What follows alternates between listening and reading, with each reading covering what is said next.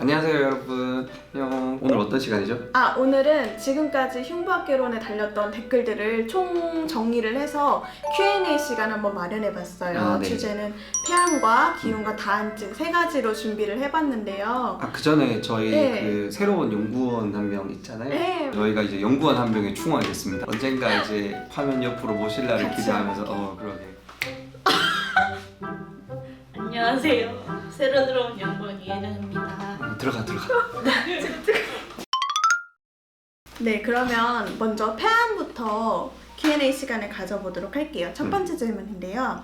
결절의 크기가 커졌다가 줄어들었다 하는 경우가 있대요. 종양 사이즈가 작았다가 커질 경우가 있는지 궁금하시거든요. 사실 커졌다가 작아지는 거는 크게 문제가 되지 않죠. 왜냐면 커졌다가 작아지는 거는 일반적인 암이 아닐 확률이 많잖아요. 그러니까 염증성 병변이거나 그러니까 양성 병변일 가능성이 조금 있고, 근데 문제는 이제 작아졌다가 커지는 경우는 반드시 그때는 이제 추적 검사를 할 때 조금 더 뭐 수술적인 치료를 한다든지 조직 검사를 한다든지 해가지고 저희가 주의를 봐야 되는 거죠. 그래서 작아졌다가 커지는 게 문제지 커졌다가 작아지는 거는 크게 문제가 되지 않는 것 같아요.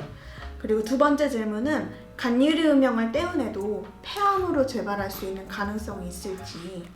간유리 음영도 저희가 이제 예전에 저희 유튜브 영상을 찾아보시면 알겠지만 크게 세 가지로 나누죠. 첫 번째는 순수하게 진짜 간유리 음영만 보이는 경우가 있고, 아니면 이제 순수하게 간유리 음영이 보이는 사이에 고형 성분이 조금 진해 보이는 성분이 있는데, 그 진해 보이는 성분이 얼마만큼 크냐라는 거. 고형 성분이 조금 어느 정도 그러니까 한 5mm 이상이 되거나 전체 비율에서 한 절반 이상을 차지하는 경우에는 수술을 하고 나면 재발을 하는 경우도 사실은 있어요.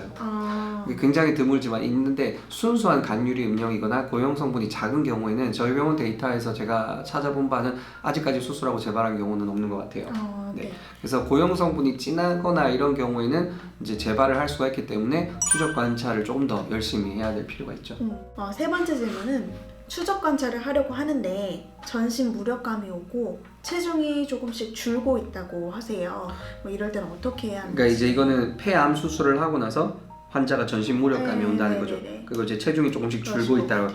사실 수술을 하고 나면 제일 크게 환자들한테 와닿는 부분이 아마 통증이실 거예요. 통증을 조절하기 위해서 먹는 약들이 있어요. 저희 흉부외과에서 수술하고 나면 대부분 많이 그 진통제 중에 마약성 진통제들을 많이 복용을 하게 되는데, 이 약이 나쁘다는 건 절대 아닙니다. 근데 이제 이 약을 먹으면은 통증이 잊혀지기 때문에 생활하기도 조금 수월하고 기침하기도 쉽고 하니까 폐렴이나 이런 것들을 이제 예방을 할 수도 있죠. 근데 이 약을 먹으면 부작용 중에 하나들이 이제 식사할 때 속이 울렁거려요. 또 이제 변비도 오게 되고.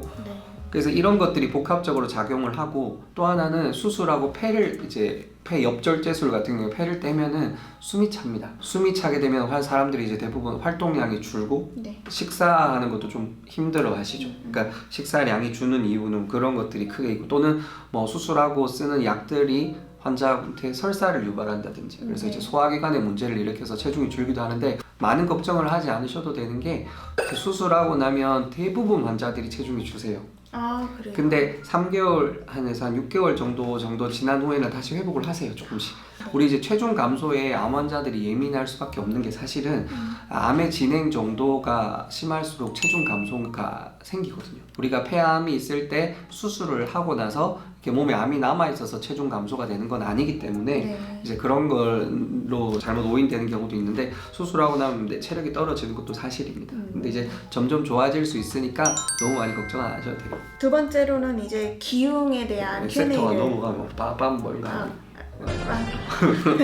기흉에 대한 질문을 좀 드리려고 하는데, 첫 번째, 조금 몸무게가 가벼우신 분들이 기흉에 많이 걸린다고 얘기를 하셨었어요. 그렇다면 체중을 늘리면 재발 확률이 줄어드는지. 그리고 이제 어려운 내용인데요. 확실하게 말씀을 드릴 수 있는 거는, 기흉이 수술하든 수술하지 않았든 재발이 되는 위험 인자의 그 BMI가, 그러니까 이제 그 바디매스 인덱스라고 해가지고 체질량 지수라고 하죠. 그 값이 작으면 작을수록 위험 인자인 건 사실이에요. 효과음이죠. 그러니까 체중이 작으면 그만큼 이제 재발률이 높은 건 사실이에요. 그러니까 체중이 감소가 되어 있는 환자들이 재발이 높다라는 결과는 있지만, 이 환자들이 체중이 늘었을 때 기흉의 재발이 줄어드느냐에 대한 연구는 없어요. 거기에 대한 메커니즘도 없고. 근데 그런 것 같아요. 그러니까 체중이 마른 환자가 잘 먹으면 폐도 튼튼해질까요? 나중에 한의사 친구들 물어봐야죠. 그리고 두 번째는 기흉 수술도 있고 흉관 사건도 있는데 네. 고농도 산소요법을 하시는 분들이 있어요. 이 고농도 산소요법의 원리와 이유 궁금하거든요. 숨을 마셔서 기흉이 생기면은 이제 일반적으로 이제 공기 중에 대기 중에 질소가 되게 높은 비율을 차지하는 건 알고 계시죠? 질소가 몇 프로일까요? 7 대충 한 70이라 칩시다. 그러면 산소는 몇 프로일까요? 20? 한 70 몇 프로, 산소가 한 20% 뭐 정도 되겠죠. 그러면 이게 이제 숨을 마셨을 때 기흉이 됐을 때 기흉이 생겨 있는 거는 이제 질소 한 70 몇 프로에 산소 한 20 몇 프로 정도 되는 게 흉곽에 공기가 찰 거 아니에요. 환자한테 주입해 주는 걸 산소를 높은 비율을 주면 네. 질소의 비율이 줄어들죠. 네. 그래서 이제 질소의 분압에 차가 생겨요. 이거는 높은 질소의 비율이고 몸으로 들어가는 고압의 산소는 이제 질소의 비율이 낮겠죠. 그럼 두 개의 분압의 차이가 되죠. 이게 중학교 때 고등학교 때 나온 거 아닌가? 그러니까 네. 산소의 농도가 높으면 높을수록 잘 흡수가 되겠죠. 네. 그래서 고농도의 산소를 주면 환자가 이제 기흉이 흡수가 되는 네. 속도가 조금 더 빨라지는 거거든요. 세 번째는 화학적 유착 수술을 하시는 분들이 있는데 네. 이 화학적 유착 수술이 재발에 어떤 영향을 미칠까요? 요즘은 이제 유착 수술이라는 건 붙이는 수술이거든요. 네. 폐가 이렇게 흉벽에 찹쌀떡처럼 붙는 거예요. 두 가지의 방법이 있는데 하나는 화학적 유착술이 있고 하나는 기계적 유착술이 있는데 네. 기계적 유착술은 수술장 안에서 들어가서 흉벽에를 이렇게 끌어가지고 피를 내게 하는 거예요. 그러니까 우리 왜 피나면 닦지 않잖아요. 네. 그러니까 닦지 않듯이 폐가 이렇게 흉벽에 탁 이렇게 붙는 거예요. 그렇게 하는 방법이 있고 화학적 유착술은 이제 튜브 같은 걸 가슴 안에 넣어놓은 상태에서 거기다가 이제 그 뭐 이렇게 액체를 넣든 뭐 분말 가루를 넣든 뿌려가지고 거기를 이제 유착을 시키는 건데 네. 그 화학적 유착술은 밖에서 뭔가를 집어넣어가지고 유착이 되게 하는 물질을 집어넣어서 유착을 시키는 거죠. 그렇게 하면은 기흉이 이제 폐가 이렇게 염증 반응을 해가지고 붙으니까 네. 기흉이 생겨도 이게 안 터지는 거죠. 붙어가지고. 근데 이게 100% 완전하게 다 되기 어렵잖아요. 네. 그러니까 어떤 부분은 좀 덜 붙어 있고 어떤 부분은 더 붙어 있고 그러면 덜 붙어 있는 부분으로도 기흉이 생길 수가 있죠. 사실 요즘은 일반적으로 이제 1차성 기흉이 일어나는 이제 뭐 젊은 환자들한테 이 시술을 하진 않아요. 그래요? 왜냐면 이게 생리적인 반응도 아니고, 그러니까 사실은 호흡을 하면은 폐가 부드럽게 이렇게 움직여야 되잖아요. 네. 근데 그게 찹쌀떡처럼 붙여 놓으면 기흉은 발생 안 할지 모르지만 폐가 이렇게 움직이지 못하잖아요. 그러면 숨 쉬는 데 제약이 있을 수 있겠죠. 그 다음 두 번째는 젊은 환자들한테 이런 시술을 해버리고 나면 그 환자한테 나중에 다음 어떤 뭐 시간이 지난 뒤에 뭐 폐암이 생겼다든지 해서 재수술을 할 때 그게 다 유착이 되어 있으니까 수술하기가 너무 어려울 거 아니에요. 그러니까 그런 부분들 때문에 요즘은 이런 시술을 하진 않아요.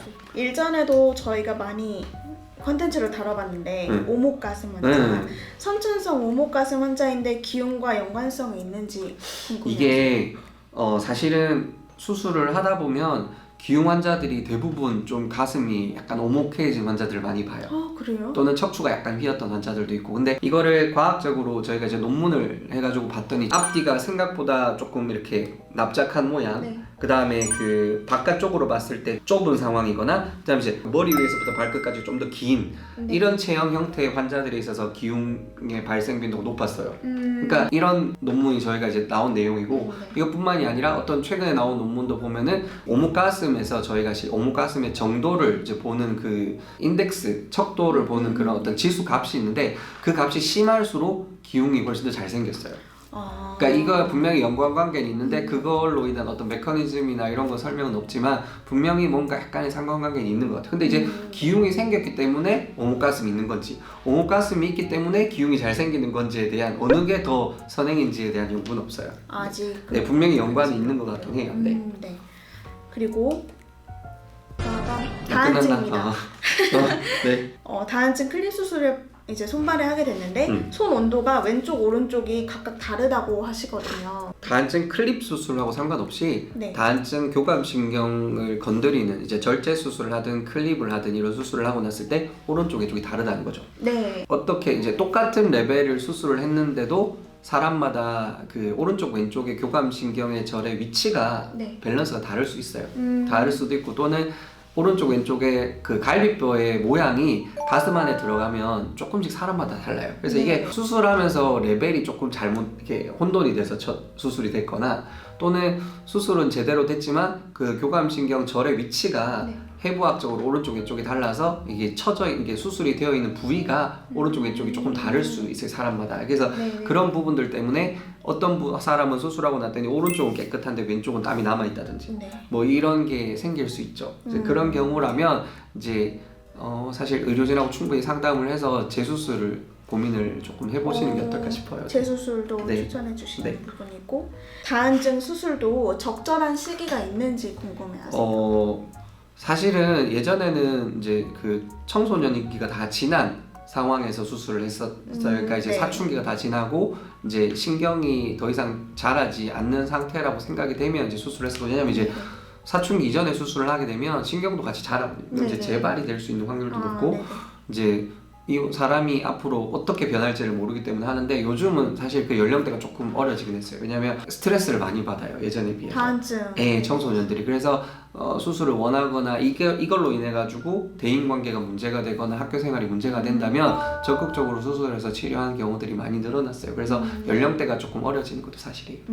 그리고 안면 홍조가 있는데 한 번의 수술로 두 질병을 모두 치료할 수 있는지 이거 정말 궁금해요. 안면 홍조가 되는 거랑 원인이 되는 게 비슷해요.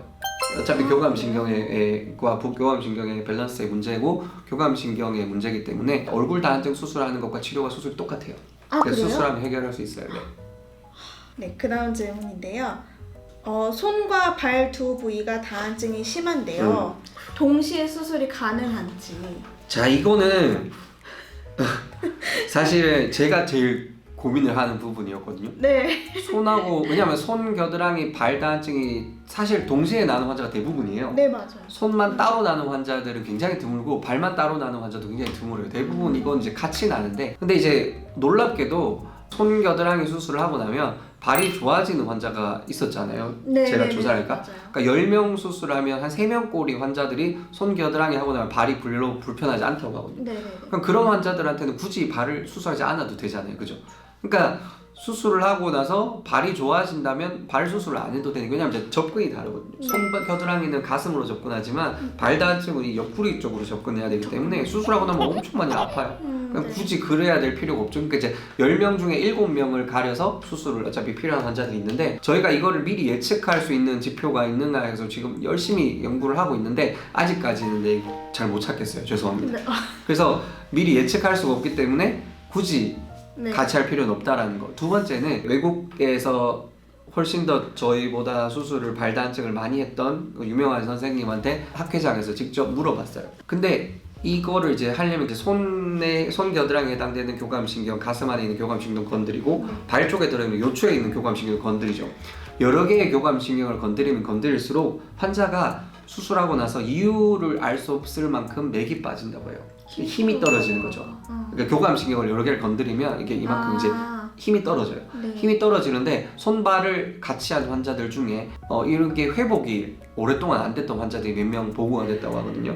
그래서 뭐 거기서도 정확한 원인을 찾을 수 없다고 하는데 저는 그렇게 생각을 해요. 그러니까 여러 개를 동시에 건드리면은 환자들, 물론 괜찮은 환자도 있겠지만 문제가 되는 환자들도 분명히 있기 때문에 안전하게 손 겨드랑이를 먼저 하고 이제 환자의 경과를 지켜보고 한 달 정도 지난 뒤에, 그러니까 발이 해결이 안 되는 환자들, 그러니까 한 70% 환자들 대상으로 수술을 시행하는 게 저는 좋다고 생각을 합니다.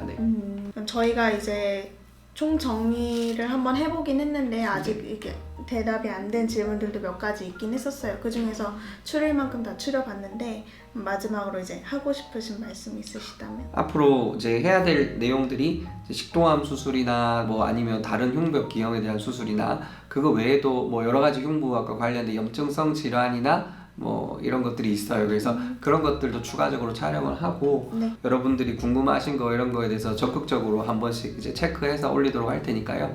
혹시나 이제 유튜브 동영상에 답을 이렇게 질문을 했는데 답이 막 바로 안 달린다고 막 욕하시거나 이러시지 마시고요. 네, 저희도 생활이 바빠가지고 죄송합니다. 가급적이면 저희가 좀 더 신경 써서 챙겨보도록 하겠습니다. 그러면 다음번 내용 만날 때까지 여러분들 건강 조심하시고요. 안녕. 안녕. 구독과 좋아요, 알람 설정까지. 알람 설정. 네, 안녕.